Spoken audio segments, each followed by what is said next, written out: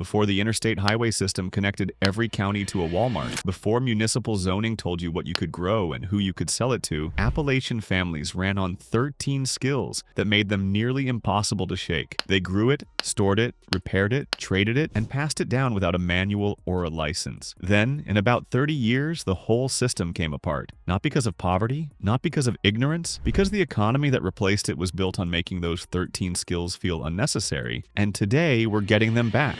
Number 1. Keeping year-round vegetable gardens. In 1940, a family in Harlan County, Kentucky grew somewhere between 40 and 60 different crops in a single season, across a plot smaller than most suburban backyards today. They didn't call it a kitchen garden, they called it the garden, because there was only one kind. That garden didn't shut down in September. It ran on a staggered planting calendar that kept something harvestable in nearly every month the ground wasn't frozen solid, and sometimes even then, because cold, hardy greens like kale and turnips don't need your permission to grow in November. That's not gardening as a hobby, that's a food system. Number 2. Saving seeds from each harvest. Your grandfather walked the garden in September with a paper bag and a pencil. He wasn't shopping. Every seed he pulled from a ripe tomato, every bean he left to dry on the vine, every squash he set aside to cure was a deposit into a seed stock his family had been building for generations. Those weren't just seeds, they were 200 years of breeding work, selected specifically for mountain elevation, short growing seasons, and rocky soil. When Appalachian families switched to commercial hybrid seed in the mid-20th century, they didn't just buy seeds, they abandoned a breeding program their great-great-grandparents started. Number 3. Foraging wild edible plants and berries. There's a stretch of southern Appalachian forest that, in a good year, produces more calories per acre than a wheat field, if you know what you're looking at. Ramps, pawpaws, hickory nuts, black walnuts, service berries. Your grandmother didn't see a forest. She saw a grocery store that restocked itself every single season. That knowledge didn't transfer through books. It transferred through walking. Your grandmother didn't lecture you about plant identification. She took you with her and pointed. When the generation that walked those hills moved to cities for factory work, the context for learning vanished with them. Number 4. Using medicinal herbs from the local landscape. Before there was a pharmacy within driving distance of most Appalachian communities, there was a yard. Elderberry for fever, mullein for lung congestion, golden seal as an antimicrobial, black cohosh for menstrual pain. These weren't folk superstitions your grandmother held onto out of habit.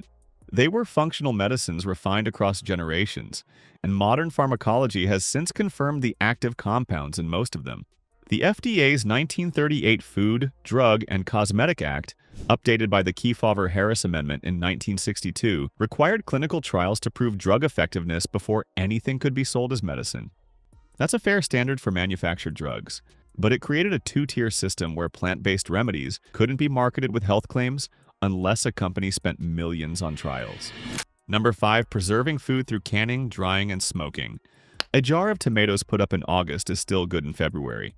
A smoked ham hung in a cool outbuilding keeps for months without a single kilowatt of electricity. Dried beans in a cloth sack hold their nutritional value for 2 years, no freezer required. Appalachian families didn't preserve food because they were bracing for disaster. They preserved it because winter came every single year, and they treated it accordingly.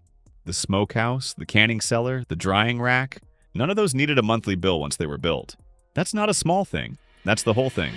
Number 6. Heating homes primarily with wood stoves. A wood stove doesn't have a monthly payment.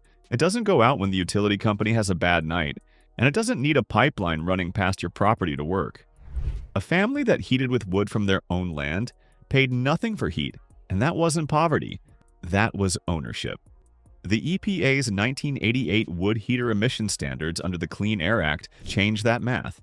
Older stoves, the kind your grandfather bought for $20 at an estate sale, became non-compliant overnight. New certified stoves cost hundreds to thousands. Small manufacturers couldn't navigate the certification process, so large appliance companies absorbed the market. Number 7. Repairing tools and household items instead of replacing them. There's a set of hand tools in almost every old Appalachian barn that are 80 years old and still work.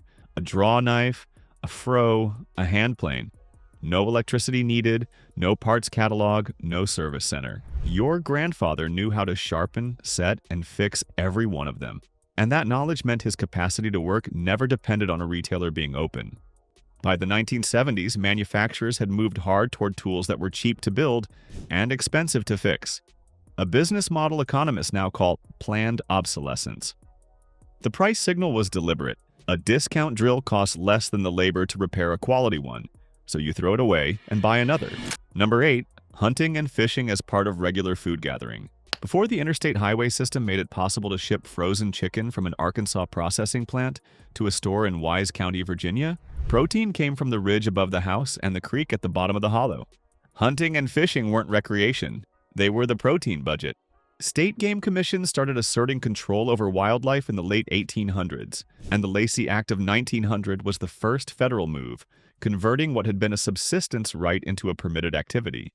The family taking 2 deer a year from their own ridge wasn't the same problem as market hunters shipping venison to New York restaurants. The law treated them identically.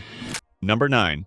Sharing labor through neighbor-to-neighbor work exchanges. In 1935, a family in eastern Kentucky needed a barn raised. It went up in a single weekend, and nobody collected $1 for it. Neighbors showed up with their tools, worked through the day, ate together, and went home knowing the favor would come back around when their fence needed fixing or their tobacco needed stripping. That wasn't charity.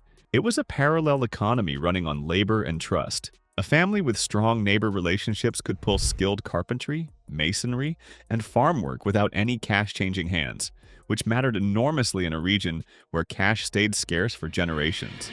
Number 10. Maintaining root cellars for food storage.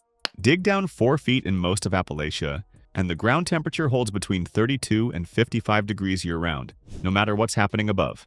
That's refrigerator temperature, maintained by the earth itself, at zero operating cost, with no moving parts and no monthly bill. Your great-grandmother didn't call it passive cooling. She called it the cellar, and it kept her family fed from October through April. Root cellars didn't disappear because they stopped working. They disappeared because the Rural Electrification Administration brought power to Appalachian homes in the 1940s and 1950s, and the appliance industry was ready with something to plug in. Number 11. Raising chickens and small livestock for household needs. 12 laying hens produce roughly 3,600 eggs a year, eating kitchen scraps and foraged insects, costing almost nothing to feed once they're settled. Add a dairy goat and a pig raised on slop, and a family of 4 has covered eggs, most of their dairy, and their pork without a single trip to the grocery store. 30 minutes of daily chores replaced 3 permanent line items from the food budget.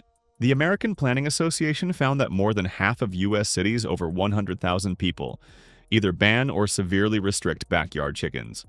Those same city codes spread into Appalachian towns during the 1950s and 1960s, applied wholesale to half-acre rural lots where the nearest neighbor was a quarter-mile away. Number 12. Passing practical skills through generations rather than formal instruction. Nobody taught your great-grandmother to can tomatoes in a classroom. She learned it standing next to her mother in August with a canner on the stove and 40 pounds of tomatoes on the table. The lesson stuck because the alternative was going hungry in February. The National Defense Education Act of 1958 pushed federal money toward math and science after Sputnik, and shop class, home economics, and agricultural education lost funding steadily through the 1960s, 1970s, and 1980s. Number 13. Living with seasonal rhythms and storing supplies well before winter arrives. By the first week of September, a well-run Appalachian household had its winter stores nearly complete. The canning was done, the root cellar was stocked, and the firewood sat split and stacked by the shed. Your grandfather didn't wait to see what winter brought. He assumed it would be hard, prepared for that, and treated anything milder as a bonus. Modern supply chains made that posture feel like paranoia. If you run out of food in January, you drive to a store.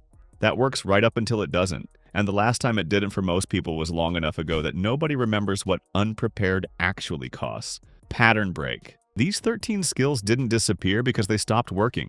Every single one represented a transaction that didn't happen. A seed not bought, a tool not replaced, a grocery run not made, a utility bill not paid. An economy built on consumption can't afford too many families who don't consume. The regulatory and commercial mechanisms that replaced these skills weren't accidents. They were outcomes.